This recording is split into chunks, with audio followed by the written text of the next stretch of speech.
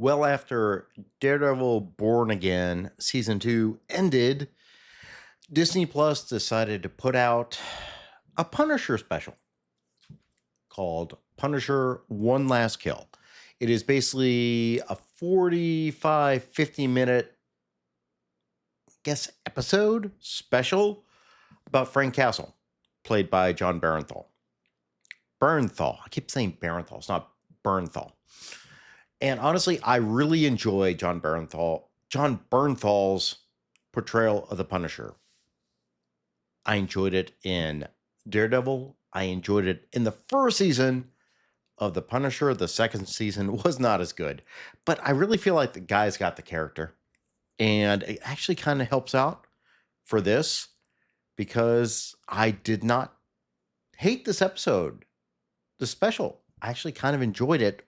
And I say that with some caveats because it's good and bad at the same time. And I'm going to put it above Daredevil Born Again. So, this special was directed by, what's this guy's name? Ronaldo Marcus Green, who I do not know, but I guess has involvement in prior Punisher episodes. He helped write the show along with Jon Bernthal, which is important for a reason. This story is basically Frank has finished his personal mission. He's eliminated all the people who were connected to the death of his wife and 2 children. The last is the Nucci family, and he's wiped them all out. So at this point, he's living in a rundown apartment in Little Sicily, an area of New York, and he's lost and he's without purpose. He's dealing with PTSD, struggling with hallucinations, talking to former Marine buddies, he even talks to Karen Page at one point, and he talks to his deceased family. Basically, he's on his last leg. He's about done.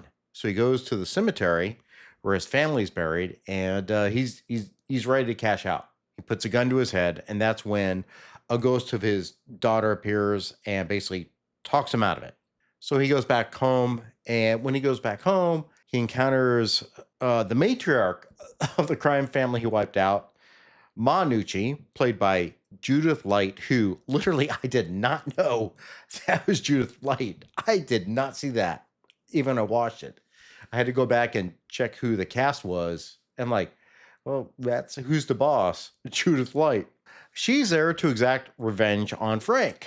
And she says at 6:47 p.m., the time that you killed my youngest son, that's when everyone's going to attack you because that's when the bounty is released on him. So Frank, living in this beat-ass up apartment, gets assaulted.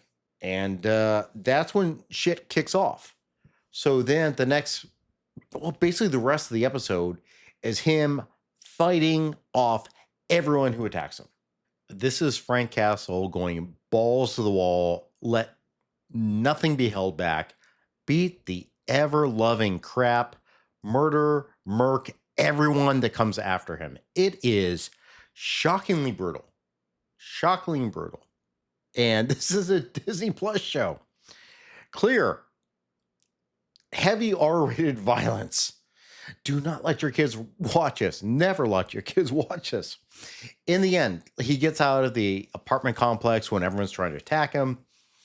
And he's on the street, and Ma Nucci's there, and she's being wheeled back to her limo. And he's got a choice. There's a bodega down the street that's being attacked. It's a bodega he goes to get coffee. And then you got Ma Nucci. So he decides, I could kill her now, or I could go save the people in the bodega, which is what he does. And again, it is another freaking brutal scene. Holy crap. I mean, shockingly brutal. Shockingly brutal. In the end, he saves everyone in the bodega, the dad, the mom, the little girl who thanks him. There's a tie-in there because this is a daughter, and he ties this back to his own daughter. So that's why I think he probably went back to save the family. And then that's it. So, the attack on him failed. He murked everyone in existence. And then at the end, we have more street crime going on. Someone getting attacked by this dude who actually we saw in the beginning of the episode. He killed a homeless Marine's dog by throwing it in front of a garbage truck. And then he stole the Marine's hat. So Frank confronts the guy. The homeless Marine goes, that's my cap. The homeless Marine says, that's not all he took from me. And then at this point, Frank is in full Punisher gear. And he goes and takes out this piece of shit because he is a piece of shit. That's what it is. And that's what the show is. That's it. That's the totality of the show. 45 minutes, about 20 minutes of PTSD, and then 30 minutes of Frank going balls to the wall action. So honestly, I liked it with caveats. I have no problem with Jon Bernthal's portrayal of the Punisher. I've always loved it. I thought he got it so well in Daredevil. Jon Bernthal's a legitimately good actor, and I think he cares about the Punisher character, which is important because he's a co-writer of this. And you can tell, like, he understands the character. He wants to make the character true to what the character is in the comics. And I really think that's what's different for me in this compared to Daredevil Born Again. Bernthal understands the Punisher. He understands the personality, and he wants to portray that. So when he's offered or basically takes over writing the show, it's what he thinks is right. He knows how to portray the character, and he does it with the writing. Contrary to that, we have Charlie Cox and Vincent D'Onofrio, two actors who know their characters. They know Daredevil, they know Kingpin, and they know how to play him. But they aren't given the scripts. They're not writing it. So they have to portray whatever is written for them, and it comes off bad, which is why I did not like Daredevil Born Again Season 2. Really failed on so many levels for me. The other thing I liked about this episode, and honestly, it sounds so awful. It's a freaking rampage. It is brutal. It is violent. And it's just like, kind of like watching the Raid back in the day. It's like, this is awesome. Just seeing like Frank Castle going balls to the wall, kick everyone's ass in horrific, terrible ways. It's like, this is the Punisher. This is who you think the Punisher is. It's great. It's what I remember reading when I was reading comics back in the day. This is a brutal, punishing Punisher. He doesn't give a shit, and he's using his skills as a former recon Marine to like exact vengeance and punish the ever-loving hell out of people. It's great. This is the Punisher. So I honestly got to say, I like the rampage. I just like watching Punisher go ham for 20 minutes. Now, I did say caveats. I like stuff, but there's caveats. The slow buildup, the first 15, 20 minutes, the whole PTSD stuff, I felt like it was kind of retreading what we've seen before. At least what I remember seeing from the Punisher TV show, the Punisher on Daredevil. And also there was too much focus on his daughter, which I kind of found weird. It's like the way it was portrayed was the loss of his daughter was more important to him than the loss of his wife and son. And I understand why they had to focus on the daughter to make it the connection when he goes to save the Bodega family, because he sees the daughter. That's a connection. He sees the Bodega's owner's daughter, and it's like, that's a connection. But it just didn't feel authentic to Frank, because Frank was always about wife and children, not just daughter. So that was a little off for me. I didn't like that. Another issue for me on this was 50 minutes. It didn't feel, it's labeled a special, but it kind of felt like a pilot or, a preview of what may come. It just didn't finish properly. I'm just trying to articulate where it's like, it wasn't enough meat on the bone, I guess. The idea was right, but I think it would have really benefited from at least almost a 2-hour movie, because you could have spent more time exploring Frank's psychology, exploring where he wants to go, where he was, and then when he makes the decision to save the family as opposed to going after Mamanucci. And there's an important point about that. So again, I point out Mama Nucci, played by Judith Light, who, yeah, did not realize. If we had more story here, I think the character would have had more menace. It just wasn't enough. And maybe Disney thought, hey, let's see how we're going to float this out there and see how it goes. I guess that's what they're doing. It's kind of like I want to like it. I there's a lot of it I like, but it wasn't enough for me. And this is where, in the end, I got a little confused, because I remember reading Punisher comics back in the day.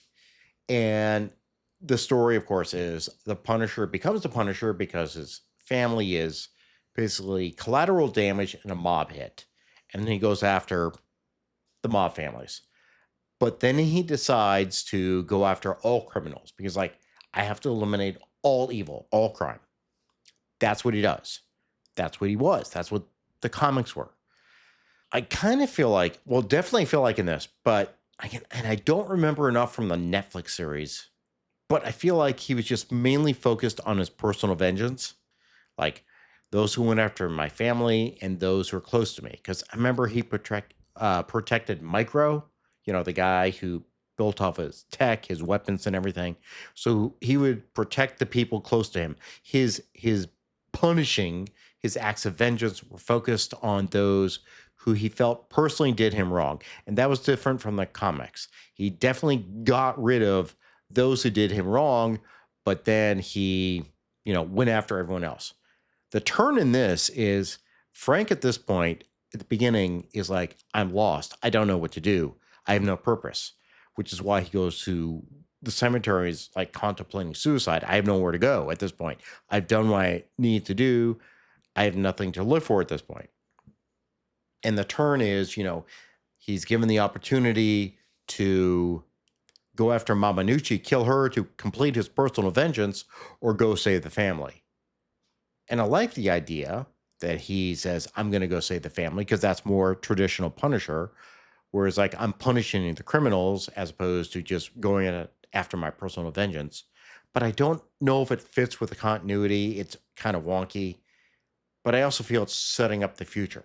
So is this a test pilot? Is it a run? Possibly. I don't know. I just feel like they kind of missed the mark. They like checked a few boxes, a lot I liked, but it wasn't quite there. And of course, he didn't even put on the skull until the end. I mean, come on. You gotta wear the skull, for Christ's sakes. It's the Punisher. So honestly, I kind of hope this gets some traction. I don't know if it's gonna, because things are so bad right now for Marvel. But Jon Bernthal does a Punisher so well. And I would honestly like to see a very TVMA Punisher going after criminals, exacting vengeance for people.